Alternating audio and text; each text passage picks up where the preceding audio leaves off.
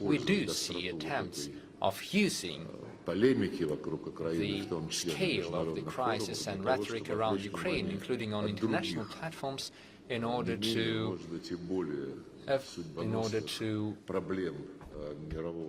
distract the international community from this issue and other issues, including the Palestinian issue. We welcome the actions undertaken by President Donald Trump. And most importantly, after the first phase of his initiative, the hostages were released and the bodies were returned to be buried in accordance with the religious traditions. Now we are all expecting the second phase of the settlement. And given all the humanitarian nature of the plan, it does not provide for a solid, sustainable solution for the Palestinian issue in accordance with the UN resolutions, which does not inspire optimism. Nevertheless, today we are here to discuss the crisis in Ukraine. And if I may, I will say a few words regarding our views of the current stage of the developments around this topic.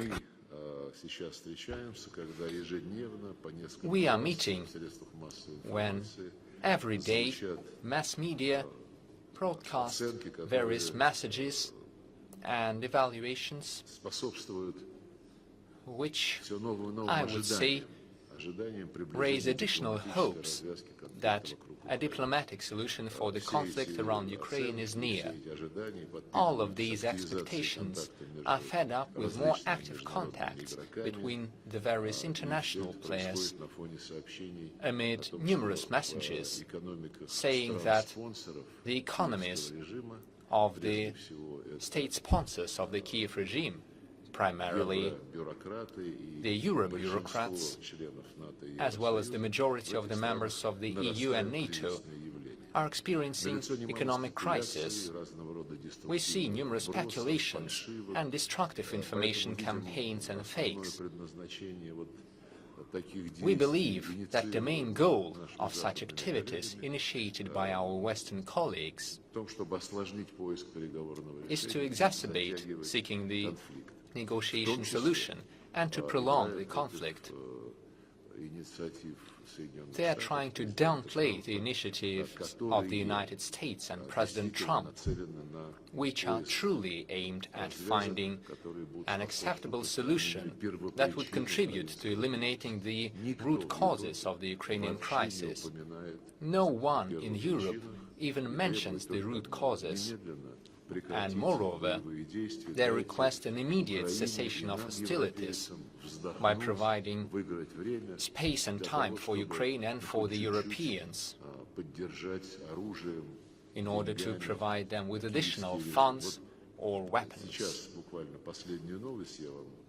I will share the most recent piece of news with you. As reported, there have been contacts on the phone between President Trump, President Macron, Prime Minister Starmer, as well as Friedrich Merz. The official representative of the German government, a certain Mr. Cornelius, is making a public statement saying that the four heads of state and governments have discussed the ongoing negotiations regarding the ceasefire in Ukraine. Only a ceasefire. Europe is not concerned with anything else, while Russia insists that we need to achieve a package deal on a sustainable, long-term peace with security guarantees for all the involved parties. Our negotiations with the US President and his team are devoted to finding a long-term settlement solution and the elimination of the root causes of this crisis, while Western Europe, as seen from the statement by the German official that I have just quoted, only thinks about a ceasefire in order to take a pause and to prepare Zelensky and his regime to a new war against the Russian Federation. This is exactly why today we will try to separate the wheat from the chaff and analyze the dynamics of the events throughout this year and try to inform you of our views of the experience we have accumulated, which affects the decision-making process regarding the talks, the formats, the time frames and the future. First, a brief look into history. I'm sure many of you are aware of how this issue originated. Nevertheless, I would like to say briefly, once again, that under the Biden administration, it was the United States that became the main sponsor of the Kiev regime, and after the violent coup d'etat in February 2014, the well-known Madam Victoria Nuland, then Deputy Secretary of State, speaking in the Senate, was proud to say that Ukraine is going through the right process, and this is why the US had invested $5 billion into the country, which, according to her, was a right decision in order to support the trends that they called a feast of democracy, but in essence, it was just a coup d'etat, a putsch. Following the coup d'etat in 2014, the Americans assumed control over the Ukrainian political and economic systems and continued pumping the Ukrainian neo-Nazis with additional weapons. This is what Donald Trump inherited, while we remember that one of his most important campaign slogans regarding foreign policy was stopping the Ukrainian conflict as soon as possible, and we would like to pay respect where it's due. After assuming his post, President Trump started working on this issue, and we believe that he has a sincere wish to find a solution through diplomatic means. We welcome such activities. However, aspirations are not enough. We require practical steps to eliminate the root causes of the conflict. As stated by the President of Russia and our government, our position is that Russia does not accept Ukrainian involvement into NATO in blatant disregard of the promises given to us regarding the NATO expansion. We also do not accept the activities of the Ukrainian regime to eliminate all things related to Russia and the Russian language, in violation of the UN decisions, resolutions and various international documents that provide for the protection of the rights of minorities, including language minorities, in all the activities and spheres of public life. I once again mentioned February 2014. The coup d'etat in Kiev. Back then, we addressed the leadership of France, Germany and Poland, calling upon them to effect the Ukrainian opposition, which organized the coup with the support and direction from the West. We asked the Europeans to request from the opposition to comply with the recently signed agreements with the Ukrainian president, an agreement on political settlement. Berlin, Warsaw and Paris were the guarantors of the agreement between the opposition and the Ukrainian president at the day. It was the reputation of the Europeans at stake. We asked them to do something to bring the opposition back to reason. Imagine what would have happened had the Germans, French and the Polish complied with their promises and kept their word. Perhaps a civil war could be avoided, and the regime that came to power after the coup d'etat did unleash a civil war immediately after taking power. They started a conflict against millions of their own citizens who rejected the legitimacy of this regime. Keeping in mind that back then, 11 or almost 12 years ago, the West refused to keep its promises, we have yet another answer showing the sincerity of the Western leaders to find a solution, of which there was none. Nevertheless, Russia continued seeking a diplomatic solution. You know, the Minsk agreements were agreed upon after many hours of nightly talks in the capital of Belarus, involving President Putin. We coordinated with other leaders regarding the Minsk agreements, and they were unanimously adopted by the UN Security Council. And Article 25 of the UN Charter says that all UN members must comply with the decisions of the Security Council of the United Nations. However, these decisions were only seen by the West as something to win more time in order to continue providing additional weapons to the illegitimate Kiev regime, to continue the preparations for a full-scale war against the Russian Federation. Those who had signed the Minsk agreements, namely France and Germany, President Hollande and Chancellor Merkel, as well as the foreign Ukrainian president, whose signature is also under the document,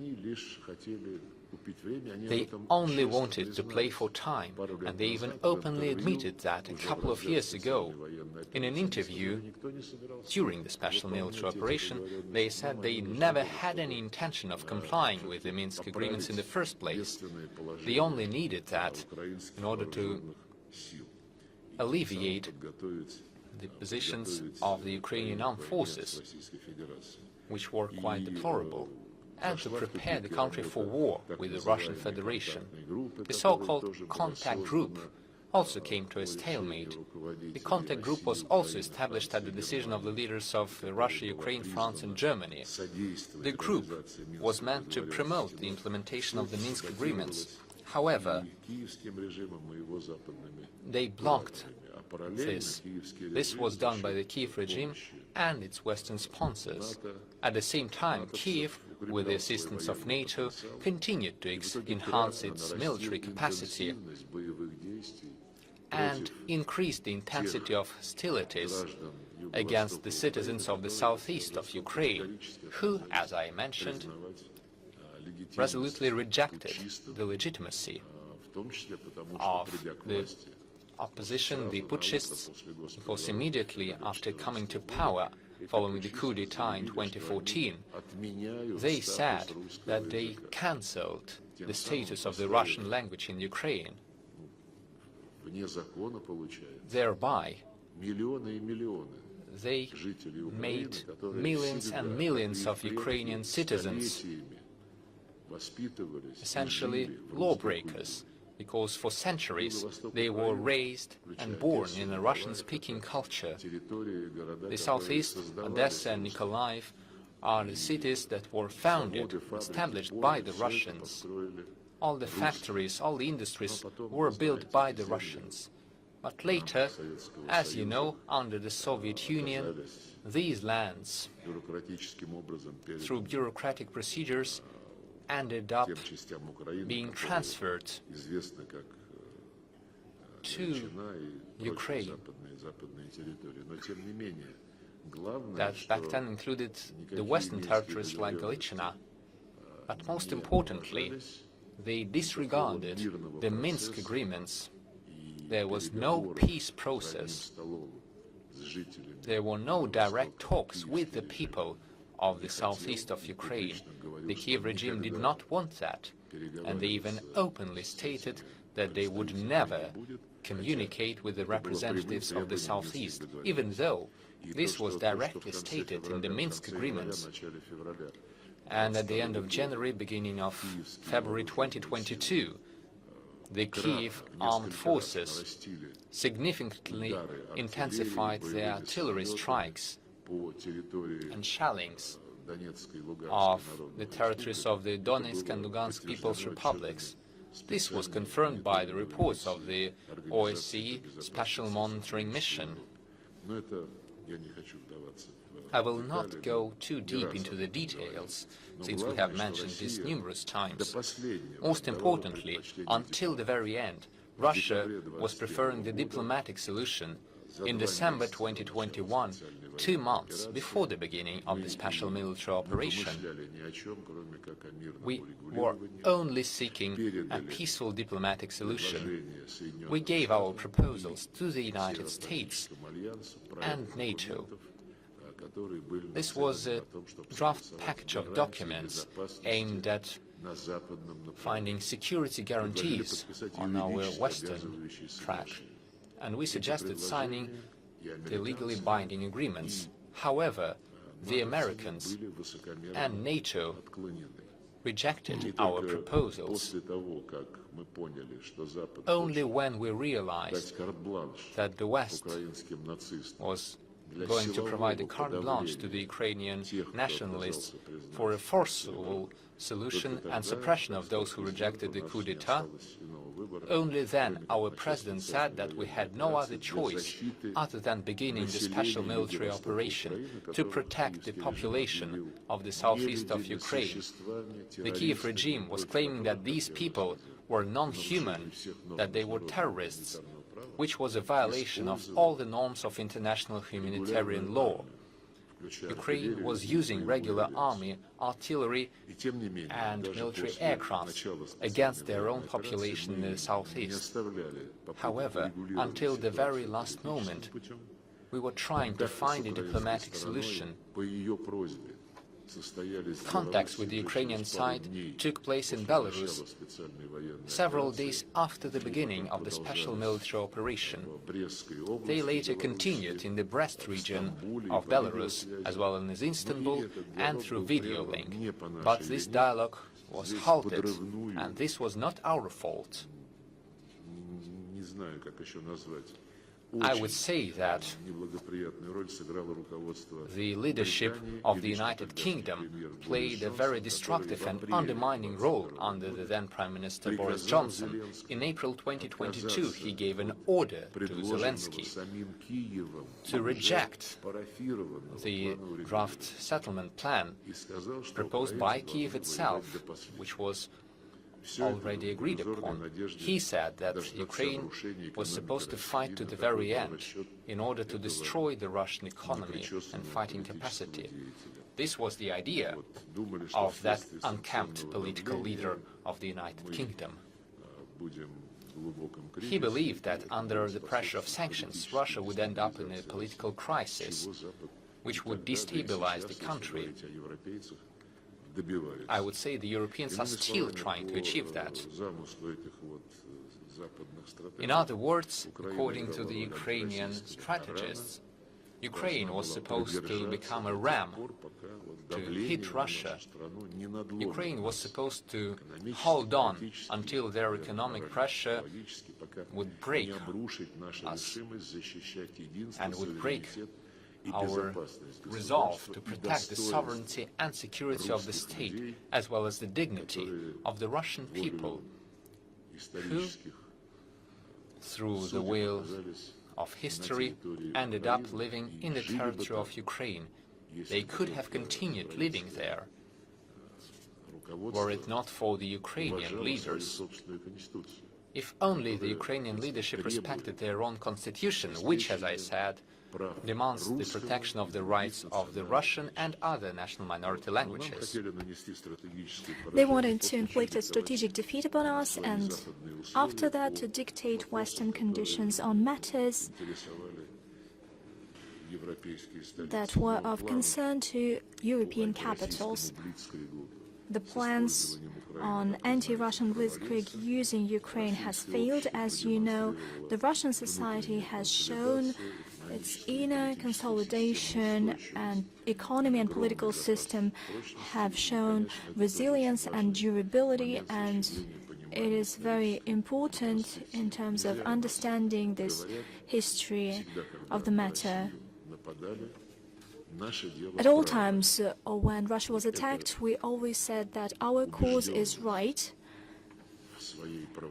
and this conviction that we are right in terms of legal aspects and history-wise It reflects the nature, the character of our people, that ensures the current state of affairs in combating those who wanted to suppress all our legitimate rights and interests.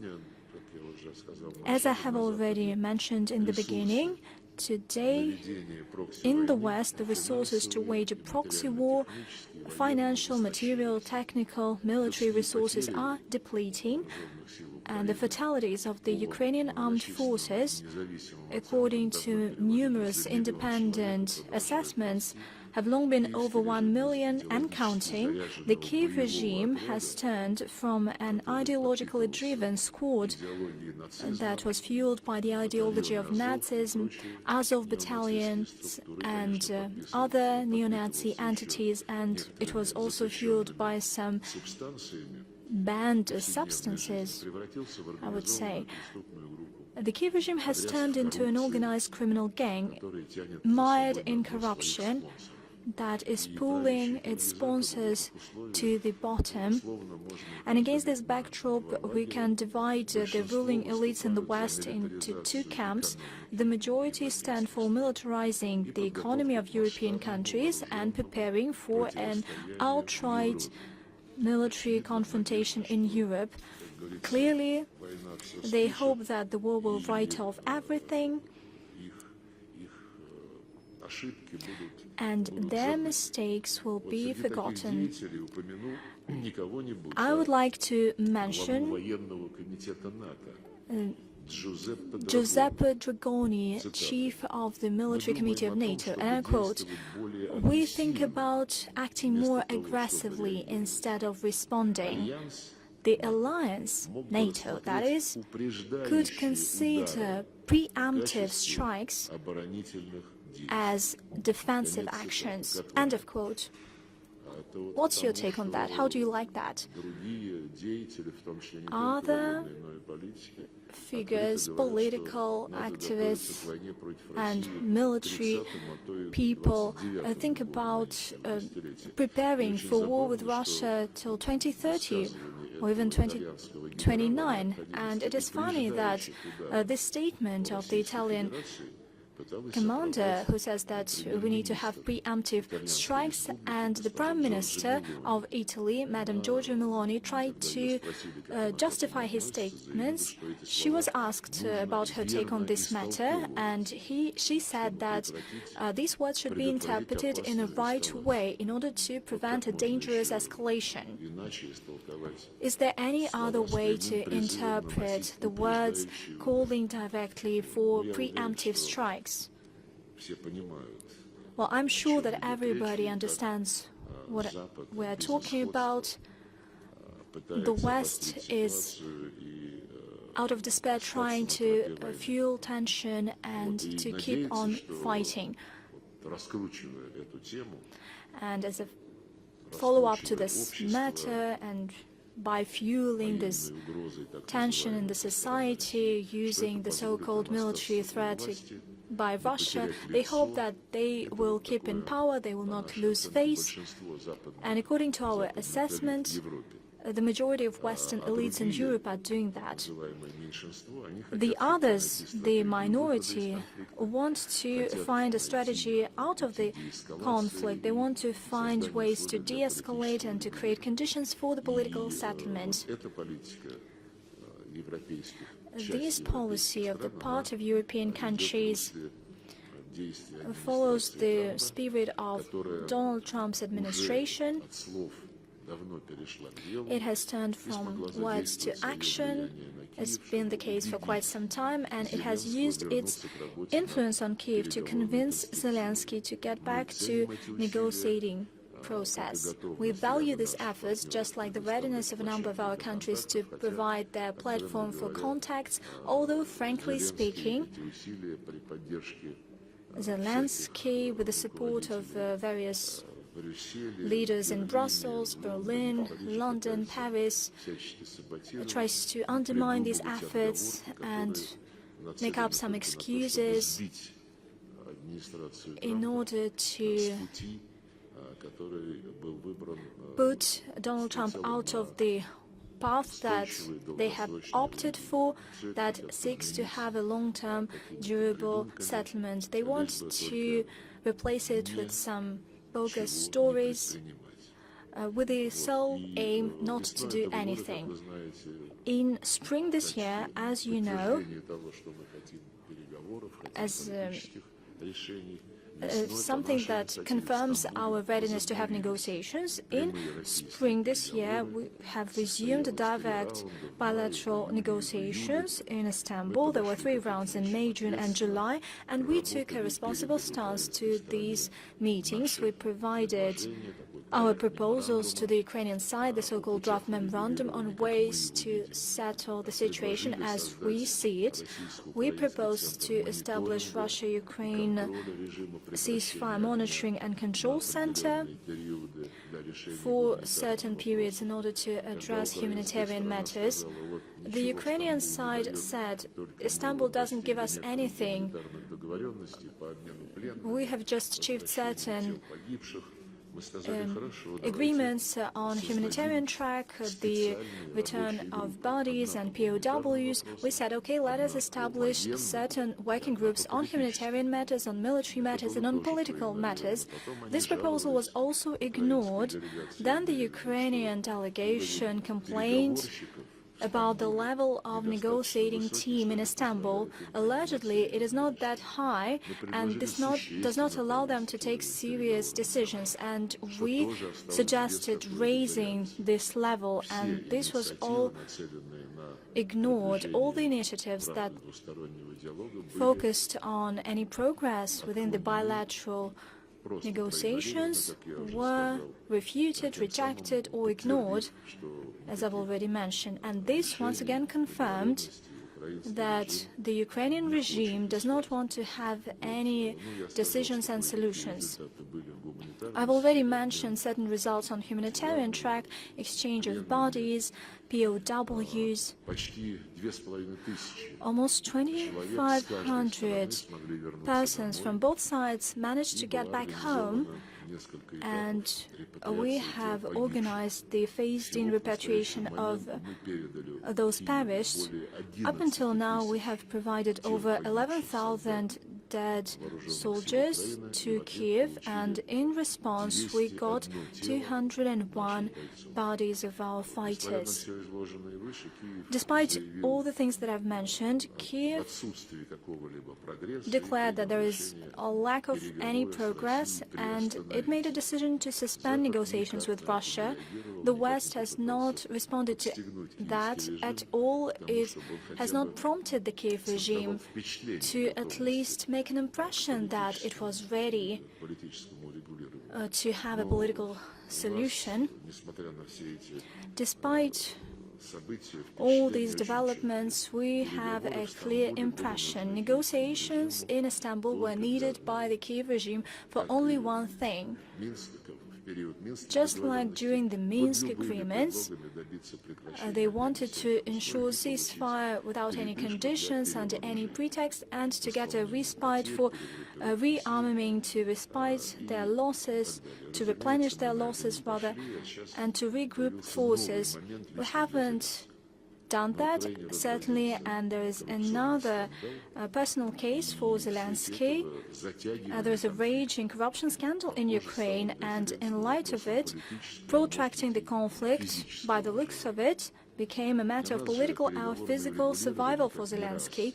For us, the negotiating settlement, as was recently highlighted by President Putin, is our preferred option. We have not abandoned negotiations, and that is confirmed by our constructive effort to consider initiatives by the United States. We value the aspiration of our BRICS partners to help bring about the environment to search for ways out of the crisis. Namely, I'm talking about the groundwork for the UN group in defense of peace and group of friends of peace in Ukraine. That was established by our friends in China and Brazil, and we believe that that is a sincere aspiration to make a constructive contribution to stabilizing the international environment. We need to build these efforts on the international law, primarily the UN Charter principles in their entirety, their full range and interconnectedness. It is important to ensure the lifting of root causes of the conflict, as I've already mentioned. It is the paramount condition for the durable peace. I've already mentioned the UN Charter principles. The West constantly talks about the UN Charter principles as a pillar for conflict settlement. However, Western statements are quite peculiar. It claims, well, recently, for instance, Merz claimed once again that it is necessary to settle the conflict building upon the UN Charter and the respect for the territorial integrity of Ukraine. This is a selective commitment to the UN Charter, because UN Charter speaks about many other things, including, among other things, equality and the right of nations to self-determination. And that is exactly the framework for the decolonization process, when peoples of primarily African countries refused to live under the authority of metropolis, because the colonial powers have never expressed and defended the interests of the African peoples. By the same token, today the Kiev regime, and everybody understands that, the Kiev regime cannot and does not reflect the interests of the peoples of Novorossiya, Donbass and Crimea, naturally. There are a lot of double standards here when the group of friends in defense of the UN Charter that was established by our partners is working to develop its philosophy. Certainly, we want for all the UN Charter principles to be taken into account, especially since the West forgets about yet another principle, respect for the human rights. Any human, regardless of race, gender, language and religion. The Russian language in Ukraine, as well as the Orthodox canonical church, are banned by law. I know that here present are many countries that are making part of the group of friends in defense of the UN Charter. Given this context, I believe that within this group we need to specifically highlight these aspects. Over the past year, within this group of peace in Ukraine, Western countries started participating in it.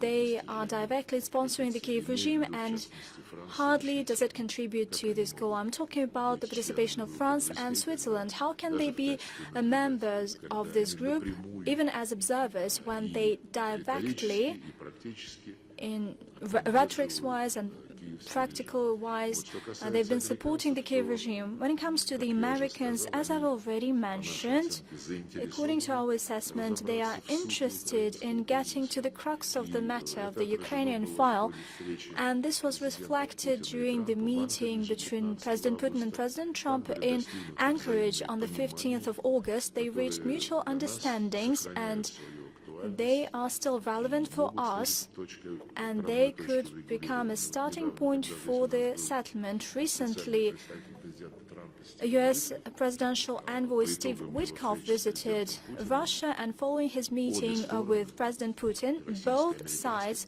the Russian and the American side, recognized and readmitted this mutual understanding that was reached in Alaska. This is a very important result because there was a certain break, a pause after the Anchorage meeting, and currently in our contacts with the Americans on the Ukrainian file, I believe that all the misunderstandings were alleviated.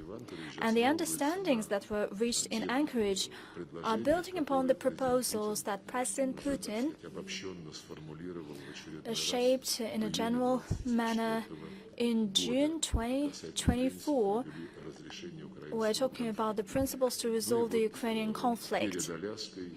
Prior to Alaska, Steve Witkoff also visited Moscow, and he came with the proposals that also were the framework for the understandings reached in Anchorage. The point of these understandings is that Ukraine should get back to non-bloc, neutral and non-nuclear pillars of its statehood, and these principles are non-bloc status, neutrality and non-nuclear status were enshrined in the Declaration on State Sovereignty of Ukraine of the 16th of July 1990, and building upon principles proclaimed in this document, we recognized the independence of Ukraine, and now they tell us, we cannot do anything because our constitution stipulates the goal of joining NATO. We recognized a different kind of Ukraine, and the majority of those present here recognized Ukraine in 1991 after the dissolution of the USSR as a country, as a state, building upon three principles: neutrality, non-nuclear status, and non-bloc status. Therefore, we should not have this play upon words. We should take into account the historical facts, and certainly the Ukraine that became independent after the collapse of the Soviet Union had in its laws and in its constitution the guarantees for the rights of Russians and of other national minorities, and that Ukraine did not institutionalized Nazification of the civil society, and that is something that we're witnessing today. And certainly it is important for these understandings to get rid of discrimination regarding the Russian language and the Russian-speaking citizens, other national minorities. We know very well that the Hungarian, Bulgarian minority do not feel themselves as full-fledged citizens. Of course, we need to put an end to the persecution against the canonical Orthodox Church. When it comes to territorial realities, Zelensky says, I cannot do anything with the territorial matter because our constitution bans giving up anything. And certainly we can draw the attention of this person. Well, he clearly does not always remember what is happening around him, but I repeat for the third time today, this constitution enshrines the commitment of the state to respect the rights of Russians and other minorities. They don't care about these provisions. They adopted laws that directly ban the Russian language in education, in culture, in media. They simply created some kind of a filter in media outlets. You cannot work in media space if you criticize Zelensky. All media outlets are closed, the ones that were owned by Russians and those who were owned by Ukrainians but broadcast in Russian and that were criticizing the Zelensky regime. All these media outlets were shut down. And if they care about the integrity of the Constitution, when it comes to the rights of people and citizens, This is the most important thing, more important than anything else. Let me state once again, we have our own constitution. Under this constitution, Crimea, DPR, LPR, Kherson and Zaporozhye regions are part and parcel, and they are equal parts and regions of the Russian Federation. Let me once again highlight something that I have repeatedly stated. What we need is not territories. What we need and what we care about is the fate of people whose ancestors have been developing these lands for centuries. They built cities, roads, ports. Monuments were built there to the founders of these territories, and the rights of these people are being trampled upon, disrespected by the Kiev regime. Therefore, the population of the Russian regions that I've mentioned back in the day, during referendums, refused to live under the rule of the neo-Nazi regime. And probably this is the topic that we cannot hush up. I believe that those countries present here have the right understanding of human rights in full compliance with the principles of the UN Charter, which prohibits discrimination based on gender, race, language, or religious foundations, and human rights as seen by the West are well known to us. By the way,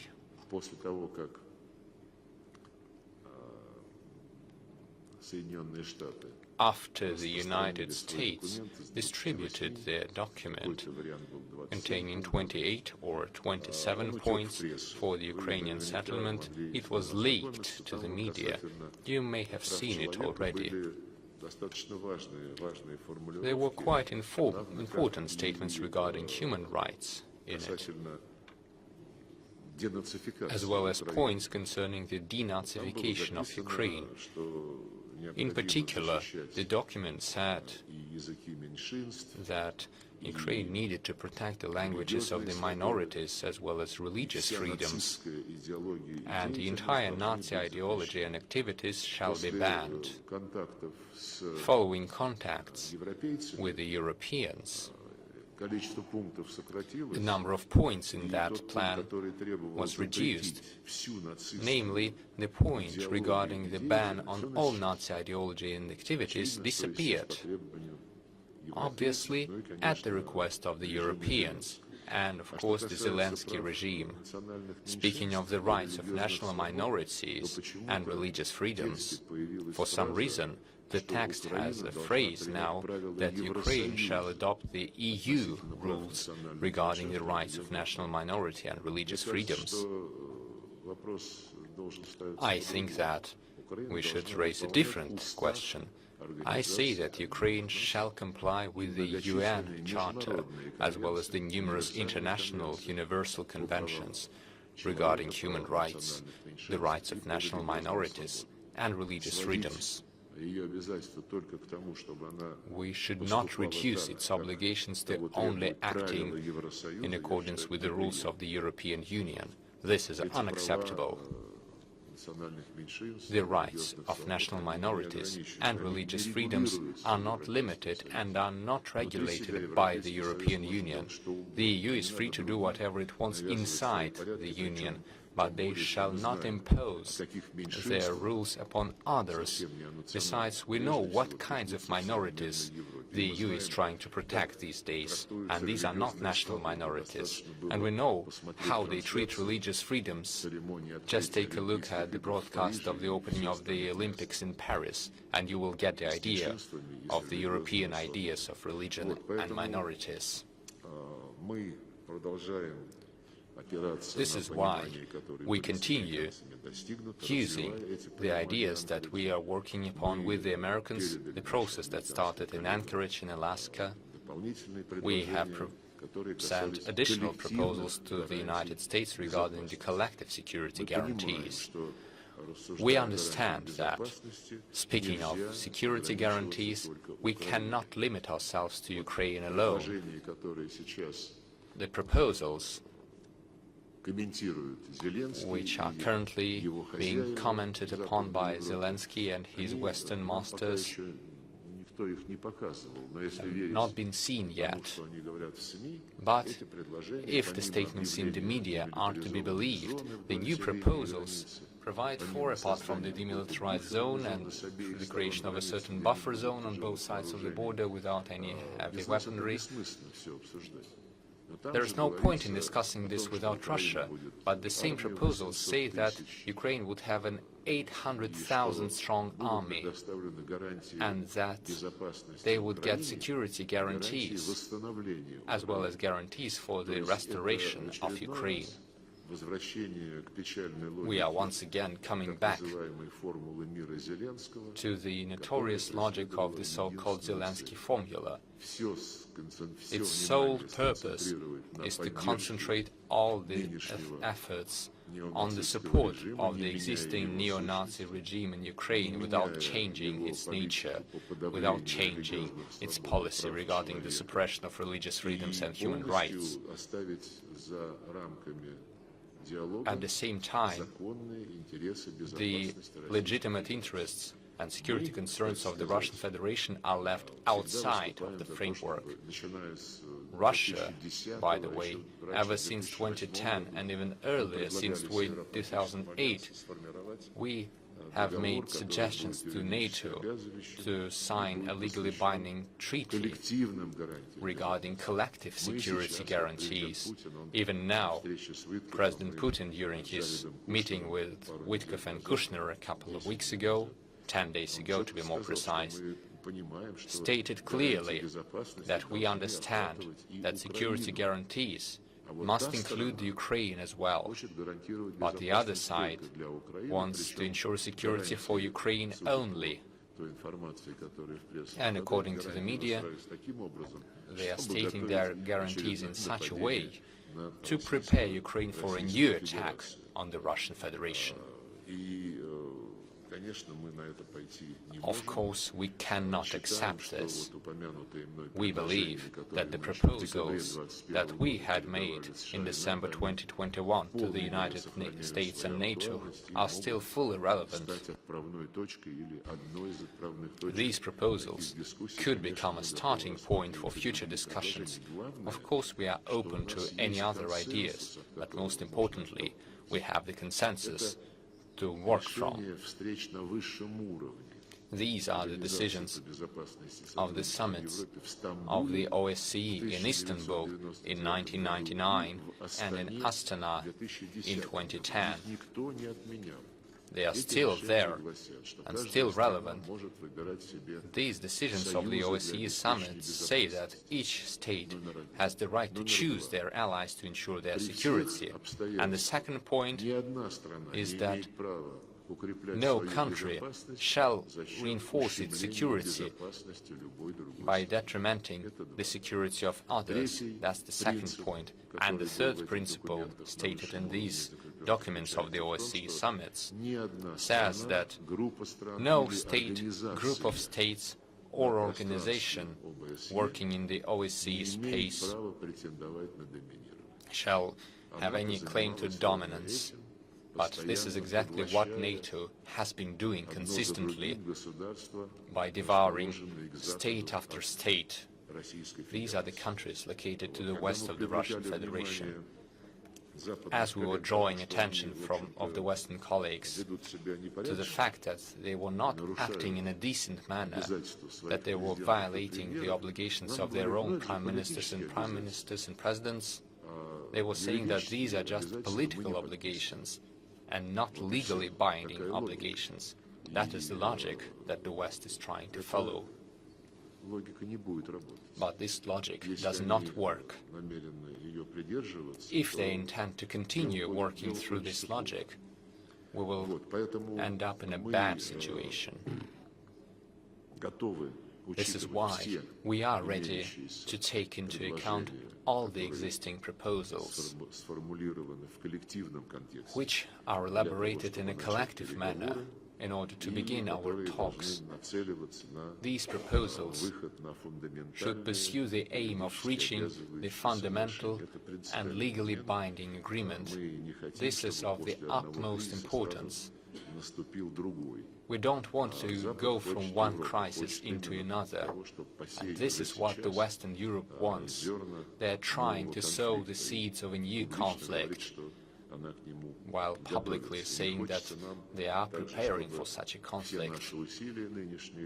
We don't want our current efforts to be in vain, to repeat the fate of the Minsk agreements, which, I repeat, were approved unanimously by the UN Security Council, but this didn't stop the French, the Germans, or any other masters of the Zelensky regime. In their frenzy, trying to defeat Russia, they didn't stop at anything. As you know, today, I already mentioned the 28-point plan of the Americans. Later, President Putin had a meeting here in Moscow with Stephen Witkoff. As I said, we confirmed the ideas elaborated in Anchorage in Alaska. Work shall continue. At the same time, we see the efforts of Europe, we see Zelensky going between London, Paris and other European capitals. And from what we see from the media leaks, their purpose is to undermine the efforts of President Trump and his team. For the majority of these people, like Macron, Starmer, Merz, Tusk, Stroop, or von der Leyen, or Kallas,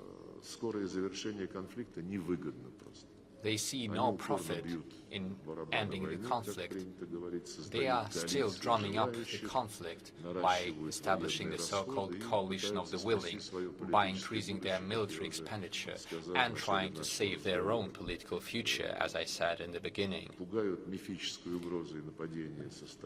They are ramping up the Russia scare, promote the ideas of a Russian attack in the future. Now they're even trying to reduce the dates and time of transferring their troops to the Ukrainian borders.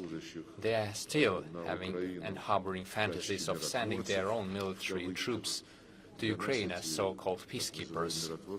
But these so-called peacekeepers would immediately become legitimate targets for the Russian armed forces. The Europeans must understand that. They are forced to admit the fact that the British servicemen are directly involved in the conflict in Ukraine. The British special forces are taking part. After one of them was killed, the British government could not hide the circumstances. They said that at least 100 British subjects are currently located there fighting against the Russian Federation. This is what we heard tonight or this morning. We will draw all the necessary conclusions regarding the true nature of the UK authorities and regime. The European Union is making plans of increasing the numbers of its servicemen at the borders with Russia and Belarus. Poland is planning to ramp up the productions of 155mm rounds, and they are planning a 30-fold increase of the production. And they are claiming that they are not preparing for war. They even say they want to play a role in the peace process. Even Macron is saying that no one can make a decision without Europe. Our president said openly that we are not harboring any aggressive plans against NATO or the European Union. We are ready to provide written legal guarantees on a collective and mutual basis in the context of our approaches. I repeat that Russia stands by its word, and we keep our promises. As stated by the President, if Europe decides to wage war, we are ready for that right now. The legal aggression continues. They are using their puppet structure, like the International Criminal Court or the Europol. They are trying to establish a special tribunal in the European Court, as well as the Damages and Losses Commission. And they are trying to get the countries presented here involved in the processes.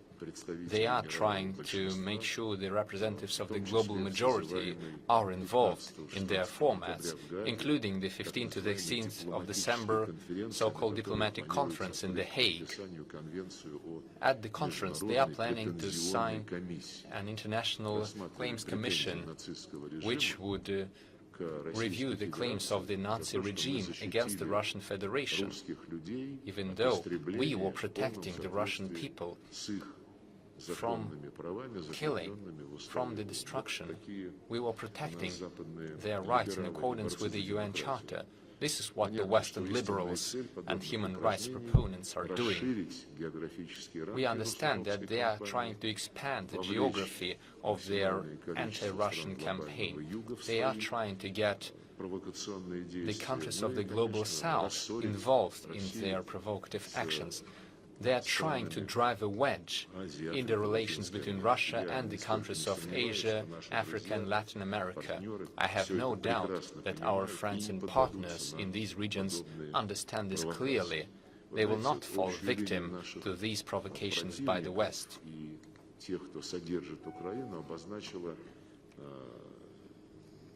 The Ukrainian state sponsors and their position have been stated by Madam Kallas. She said that EU has a clear plan of 2 points. The first point is to weaken Russia. The second one is to support Ukraine. End of quote by Kaja Kallas. This is a masterpiece of diplomatic art, I would say, worthy of the quote by Annalena Baerbock, who was demanding that Putin should change his policy by 360 degrees. Europe, through Kaja Kallas, is saying that their main goal is to support Ukraine. We see that the support of the Kiev regime by Europe includes the robbery, the planned robbery by the European Union of the Russian assets. They are planning to confiscate the sovereign assets, the currency reserves of the Russian Federation. The representatives of the West, the Prime Minister of Belgium, the leadership of the European Reconstruction and Development Bank and the International Monetary Fund are warning the Brussels bureaucracy against these reckless actions. But we will see whether this will have any effect on the political figures like Ursula von der Leyen or Kaja Kallas, whose diplomacy is very blatant and open. They must understand that they will be kept responsible for such actions. By the way, Madam Kaja Kallas recently made another statement and made another Freudian slip. She said, in particular, that Ukraine does not need a very quick settlement. More statements by the head of the German intelligence service, Mr. Kall, said that it is good for Europe for the Ukrainian conflict to continue for several more years, while the European countries would enhance their own military capacity, preparing for war with Russia. These are the things stated by the ideologists of the anti-Russian war. These are the statements made by the European politicians for their own domestic audience. Their argument, first of all, is that they should support the Kiev regime because it is fighting for European values. They are admitting their guilt. In essence, this means that the European leadership is promoting neo-Nazism in Ukraine, the country which glorifies the criminals, those who were convicted by the Nuremberg Tribunal, the country that pursues an anti-Russian policy, the country that has a legal ban on the Russian language and all things Russian, which persecutes the Russian culture, Russian media, the Russian Orthodox Church. No one in Europe says that this is a violation of the UN Charter and the Ukrainian international obligations. This is what it looks like. This is what the European values look like. This should be a lesson for everyone. And the most recent work in the protection of the European values is demonstrated by the Ukrainian Institute of National Memory. This is not a public organization. It was established 20 years ago by the government of Ukraine. It has a status of a central body of the executive authorities tasked with preserving national memory. This organization has lists of people and organizations who are accused of undermining the interests of the Ukrainian people and are subject to the policy of so-called decommunization and decolonization.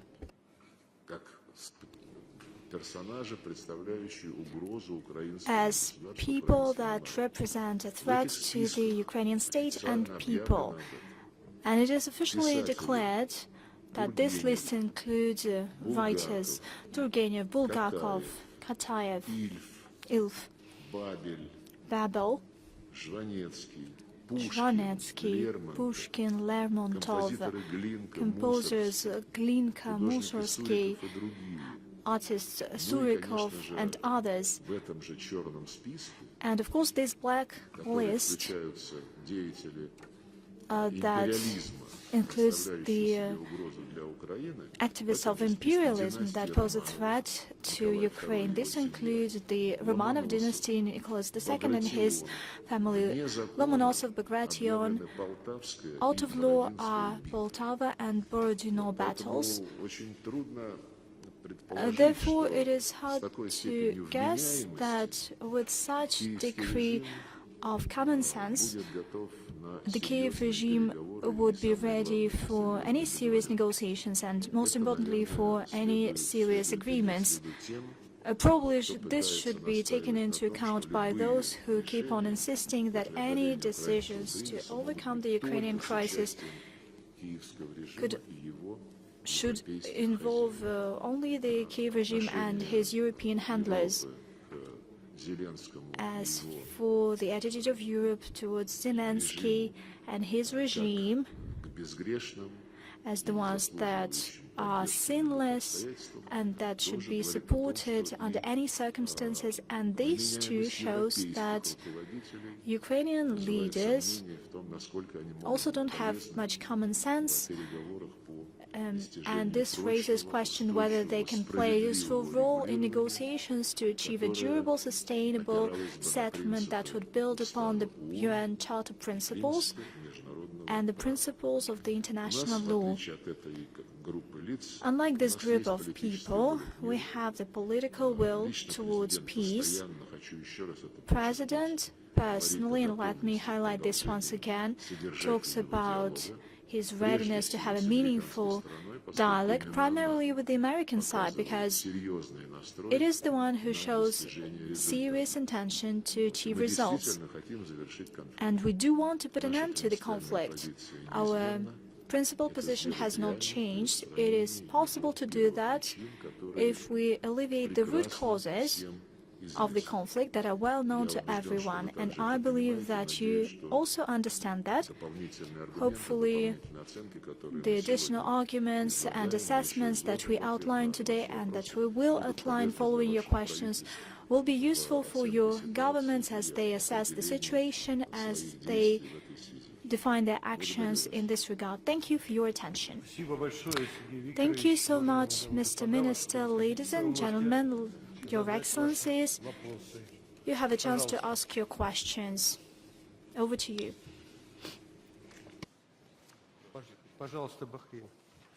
Bahrain, over to you. Good morning, Your Excellency, Minister Sergey Lavrov. It's my honor on behalf of Their Excellency, the Arab Ambassador, to extend our sincere appreciation of convening this open dialogue today. Your Excellency, the Alaska summit between Presidents Putin and Trump constituted a significant breakthrough in overcome the diplomatic impasse surrounding the Russian-Ukraine crisis. The international community received it with optimism, and His Majesty the King of Bahrain dispatched 2 cables of congratulation and support to both presidents in recognition of their effort to achieve a resolution to this conflict. Nevertheless, the European states did not endorse this initiative, and it appears evident that they continue to harbor doubt and mistrust towards Russia, despite the fact that the ongoing war poses substantial risk to the European continent. I would like Your Excellency to pose 2 questions. First, in Your Excellency's view, what explains Europe's apprehension towards Russia? The second question, why did Russia not take the initiative to propose insurance or security guarantees to Europe that might have encouraged it to support the American initiative? Thank you.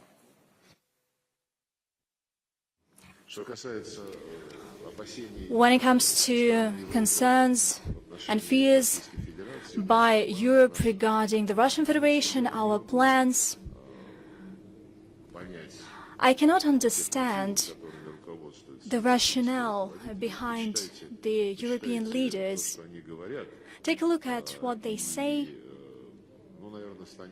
and probably it would become clear that it is pointless to get inside their head and to put ourselves in their shoes. Take Finland, for instance. For many years after the war, it was our good neighbor. We have overcome the dire period that existed in our relations prior to World War II, at the beginning of this war, and especially after the beginning of the Great Patriotic War, when Hitler attacked the Soviet Union.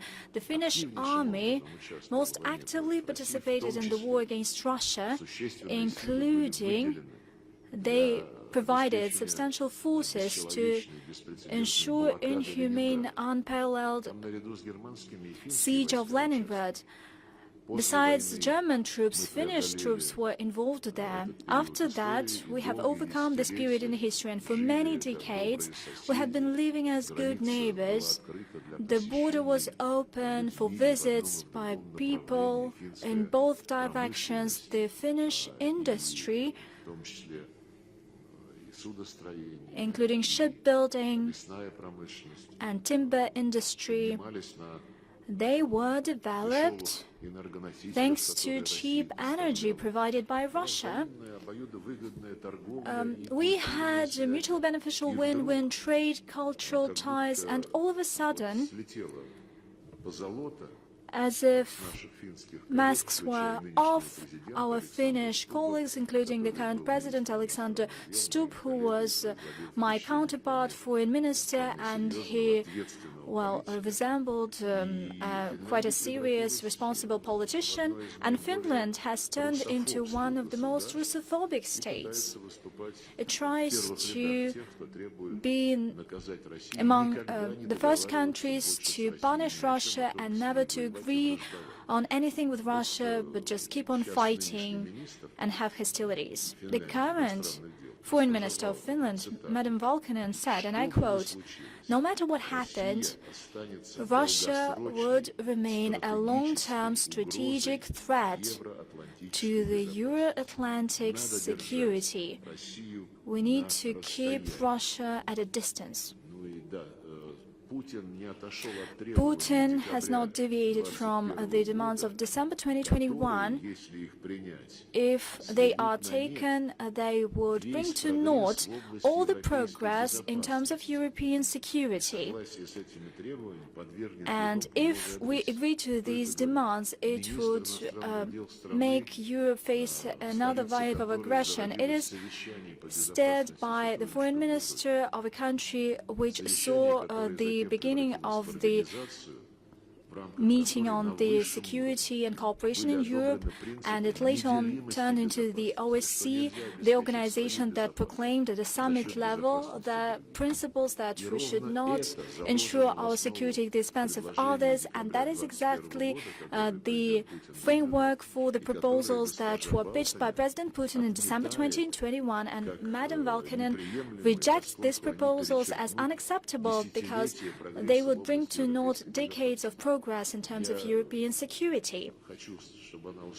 I want her to hear that these proposals were the last chance to save the achievements in European security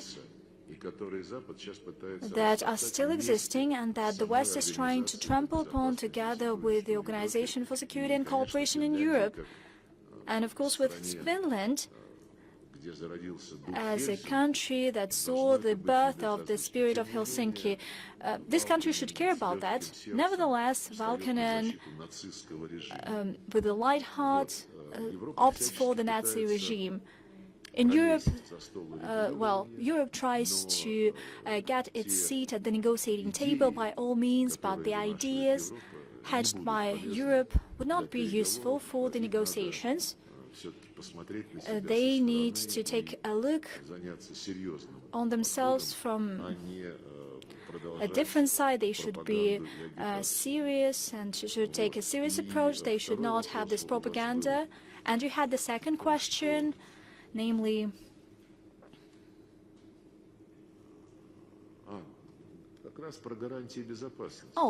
you were talking about security guarantees. Our proposal on security guarantees is well known and they are publicly accessible.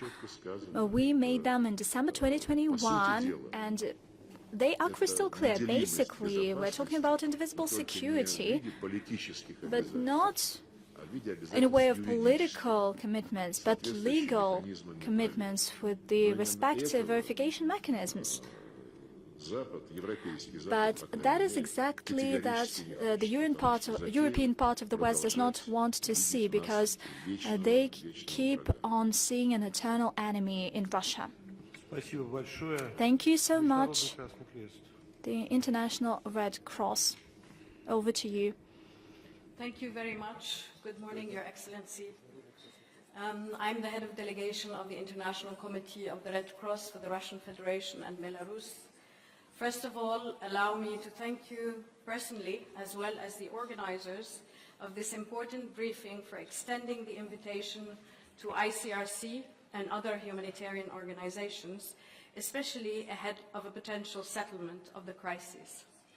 Allow me also to underline once again the importance of taking into consideration the humanitarian aspects of any peace or conflict settlement, and to humbly mention that the ICRC stands ready to flesh out with all parties all these aspects as the only international humanitarian actor present across the conflict.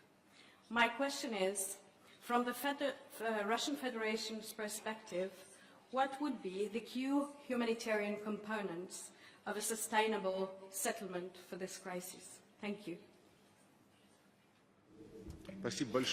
Thank you so much. We value the contribution that the ICRC makes in the efforts to resolve humanitarian problems. I would like to thank once again our colleagues from a number of Arab countries, Saudi Arabia, Qatar, the United Arab Emirates.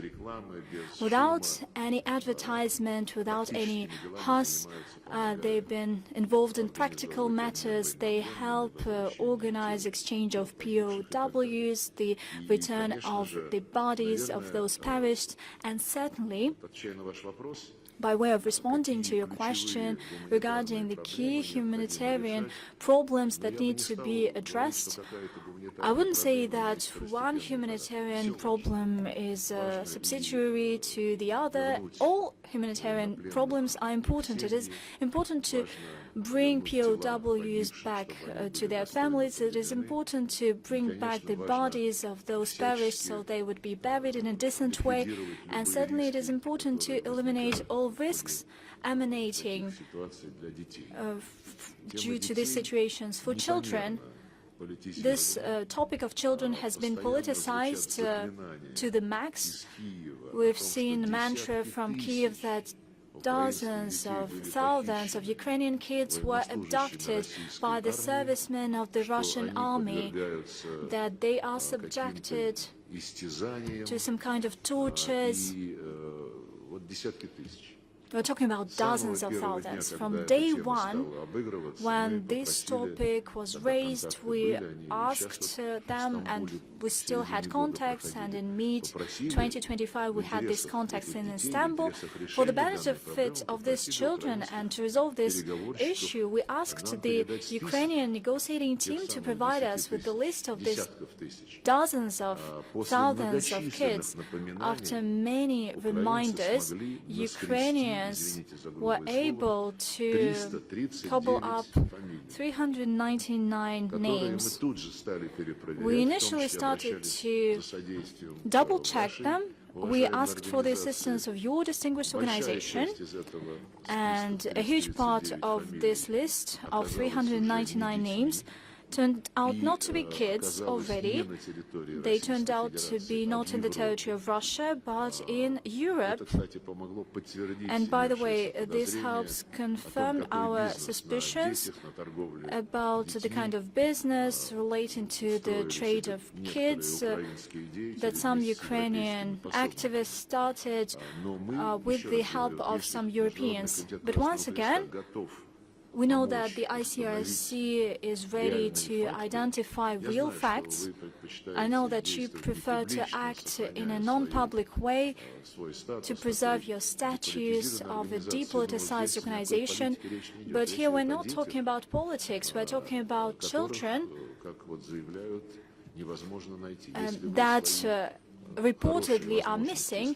If you use your good opportunities to clarify this list, I believe that this in and of itself will be a very serious contribution to our common endeavor. If we talk about humanitarian problems in a more general way, language, religion, too, are also humanitarian aspects, and I once again urge our friends represented here, including the ones who make part of the groups of Friends of Peace in Ukraine, to draw their attention to the rights of Russians and the rights of believers in Ukraine. At the height of all the negotiations and discussions in late November,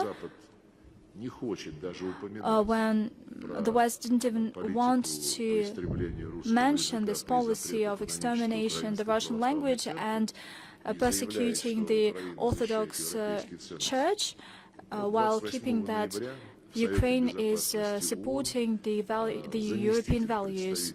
In November, the deputy head of the Ukrainian head of the delegation, Kristina Eurovision, stated publicly that there would be no benefits for the Russian language. We will not encourage the genocide that undermines our identity and our language. That means that our course to protect Russians living in Ukraine, to protect them from the extermination, is called the genocidal thing, genocidal aspiration. if those who contact with the Ukrainian regime drew their attention to these things, I believe that this feeling that Zelensky and his team have, this feeling of complete impunity, well, still it deserves some attention, because having such an attitude, and by the way, another case in point, on the 2nd of December, Mr. Witkov came to Moscow. He had serious proposals, some 5-hour negotiations in the Kremlin, and real problems were discussed very seriously. These problems need to be resolved in order to have a durable peace. The next day, on December 3rd, the Verkhovna Rada of Ukraine adopted a law in addition to the set of laws that ban the Russian language in all walks of life. They adopted another law that excludes the Russian language from the list of languages that are to be protected in accordance with the European Charter of Regional Languages and Languages of Minorities. Those who represent Europe, all members of this Charter of the Convention that enshrines such rights, and that is a challenge to the peaceful efforts taken, namely by the special envoy of President Trump. And at this very moment in time, they made such a propaganda step, and in accordance with the quote that I've mentioned, it equals the Russian language to genocide. I believe that you shouldn't have any qualms talking about this publicly.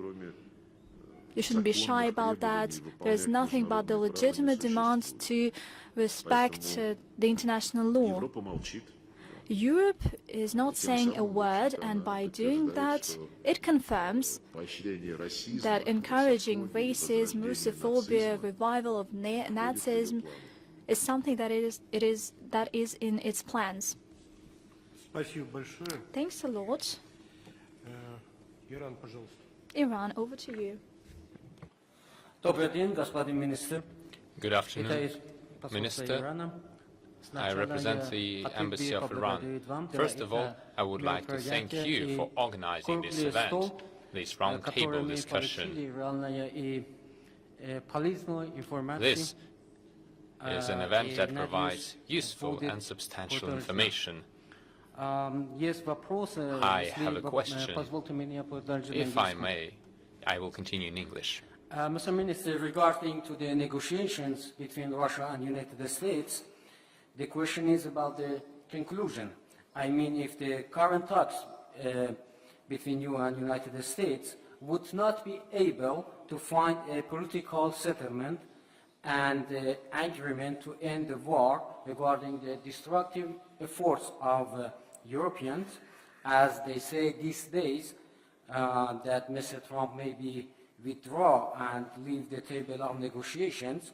The question is, what will be the alternative plan? I mean the plan of Russia in the case of the failure of negotiations. Thank you. You know, we never make guesses on what may happen if someone changes their mind or position. We have all reasons to believe, following numerous contacts with the United States, including contacts of our presidents in Alaska, and later contacts with the special representatives of Presidents Putin and Trump, and meetings of the Foreign Minister and State Secretary. We have reasons to believe that the Americans have a sincere wish to settle the conflict in a fair way, ensuring the legitimate interests of all the parties. This is how we proceed. We are still expecting information on the outcome of the contacts between Zelensky, his European masters, and the US administration of Donald Trump. We see various leaks in the mass media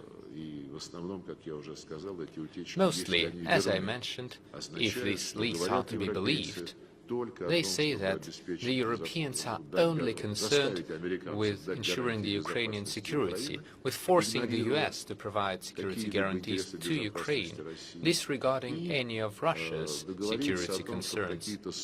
And they want to reach an agreement to come up with certain funds to be sent to the Ukraine Restoration Fund.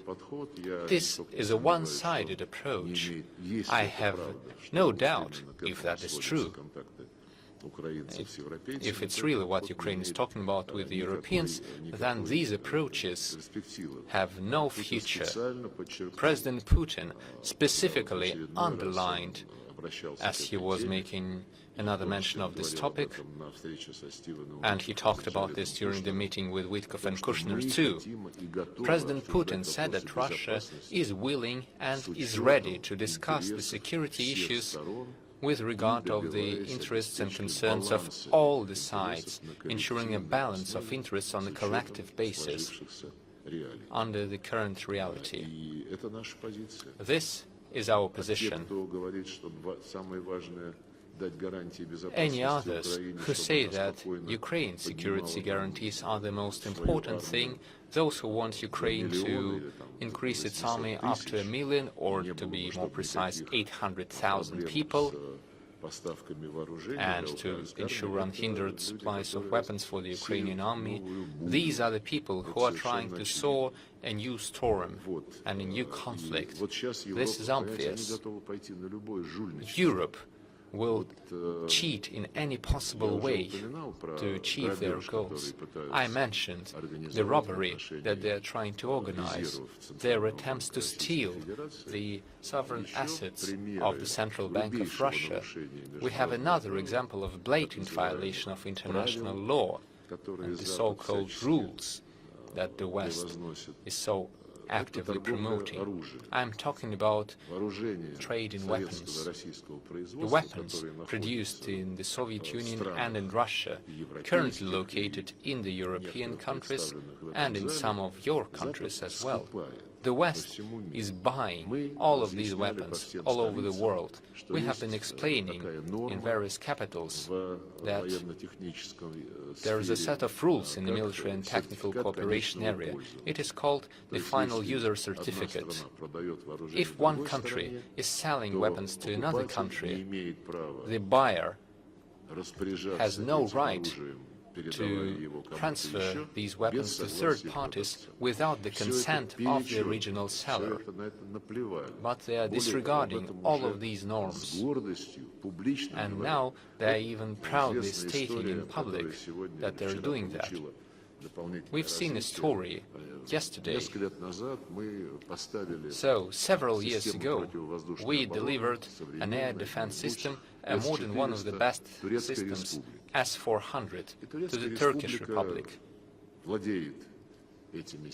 Turkey has these systems to the displeasure of the West and the United States. The US, aware of the interests of Turkey to buying F-35 fighter jets from the US, made a condition for Turkey. They said that Turkey will only receive the F-35 fighters if Turkey refuses to keep its S-400 air defense system. And yesterday, suddenly, the European Union, representing Europe, has decided to purchase the S-400 systems from Turkey to be sent to Ukraine. They are not even thinking about the obligations of Turkey, since they are obliged not to take such steps without the consent of Russia. But the Europeans are not concerned with that. Thereby, they are trying to open a way to deliver the F-35 American fighter jets to Turkey. This is only one example of how Europe disregards all its words about the protection of private property, about the presumption of innocence, the need to follow the rule of law and international law. They are disregarding everything when they need to achieve their goals. Coming back to the question asked by our friend from Bahrain, Europe once again provides proof that it is no accident that throughout the long history, Europe has long been the organizers of all the evils of humanity, starting from colonialism, slavery, World War I, World War II, and Europe once again tries to do something more. Perhaps they forgot that, due to the obvious trends of the global political and economic development, Europe is now being left out of the main processes and events.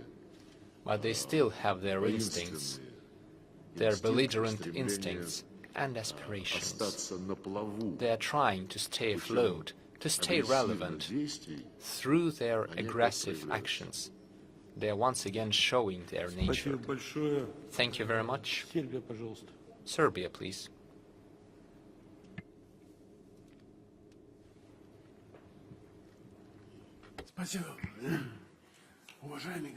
Thank you, Excellency Minister. This is an important 10th meeting of the ambassadors with you, and I've been present at each of these meetings. I'm very grateful for the opportunity to hear a clearly stipulated position of the Russian Federation regarding important political matters. I can't understand how some of our colleagues, the diplomats, are unwilling to come here if they want to understand how to survive and how to move forward. I can't understand why they are not ready to listen to any information available. I'm leaving the Russian Federation soon, after 4 years, and I would like to seize this opportunity to express my sincere gratitude to you as a person who will become a part of the history of diplomacy as one of the greatest diplomats of all times. I'm sure that there is not a single person here who would not share my opinion and who would not be grateful for the privilege of talking to you and meeting you. I have a question and a proposal. My question perhaps has been answered already, but can you say openly, do you see any end to the conflict in the near future, for example, in the next 6 months? Or is there no end to the conflict and a new conflict will follow with different insiders? And here is my proposal related to the conflict. Please send your share of the company MIS to the government of Serbia or sell it for 1 ruble, and it will return to you in full as soon as the conditions allow. This is my personal proposal without consultations regarding Serbia.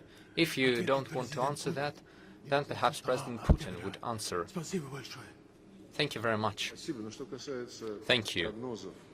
Speaking of the forecasts of when the conflict in Ukraine will be over,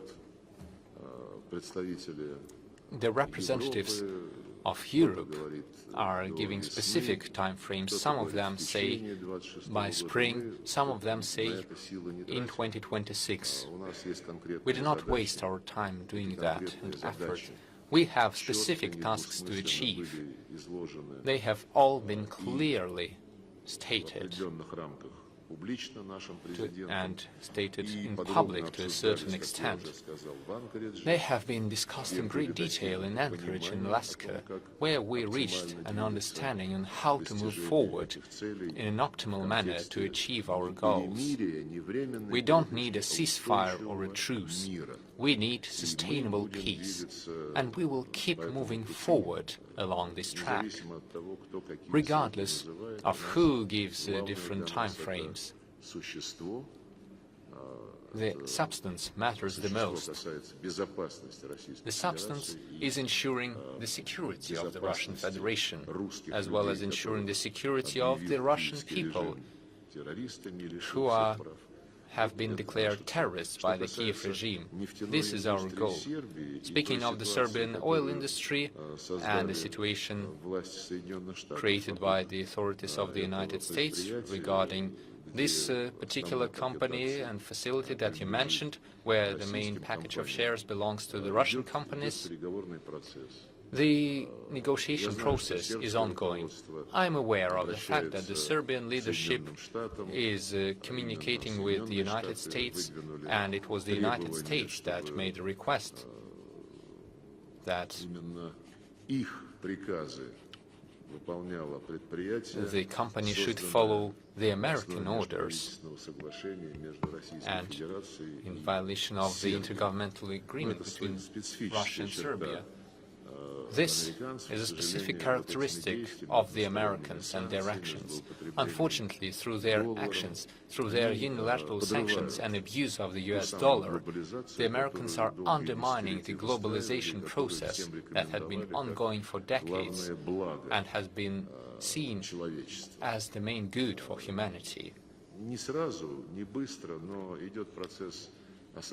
We are slowly moving through the process of realizing that this is not a good for humanity. This configuration of the global economy only allows a single country to dictate its conditions to the others, and any seriously minded countries who are willing to preserve their sovereignty will be creating their own alternative structures. We will not rely upon the mechanisms that have been proven inefficient and used for suppression of others. Instead, we will rely on our own independent mechanisms that are not subject to any ideological pressure.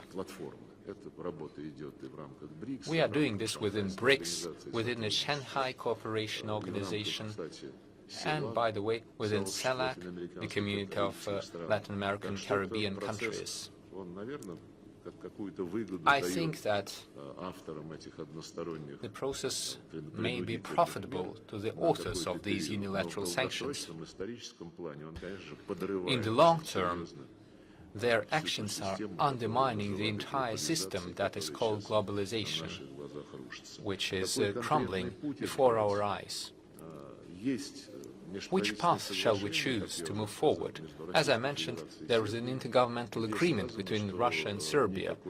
The agreement says that there shall be no nationalization without mutual consent regarding the company that you mentioned.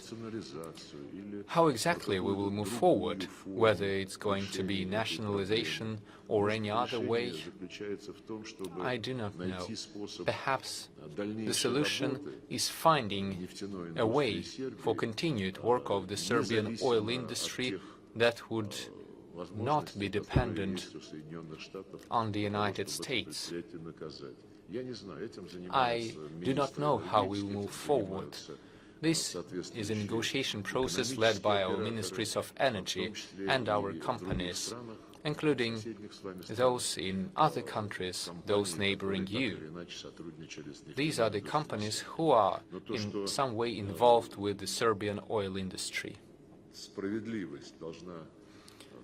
At the end of the day, I must say that justice should always be the main criteria. I have no doubt about it.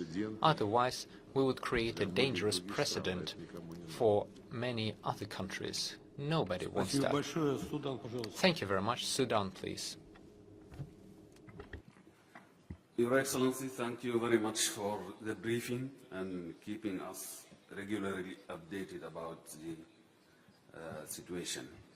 You highlighted some issues related to human rights, and I would like here to recall the tragic events unfold in Al-Fashir, in Darfur State, west of Sudan, committed by the RSF and mercenaries, among which are Ukrainian. Unspeakable crimes have been committed with the support of an external actor, known to every one of you. Ukrainians are in Sudan as mercenaries involved in the conflict, committing heinous human rights violations and genocide against the Sudanese people. With the RSF, and the videos were uploaded by themselves to everyone through multimedia. They thought mistakenly to counteract the Russian presence in Sudan in particular, and in Africa in general. I would like to ask about your insights about this, Your Excellency.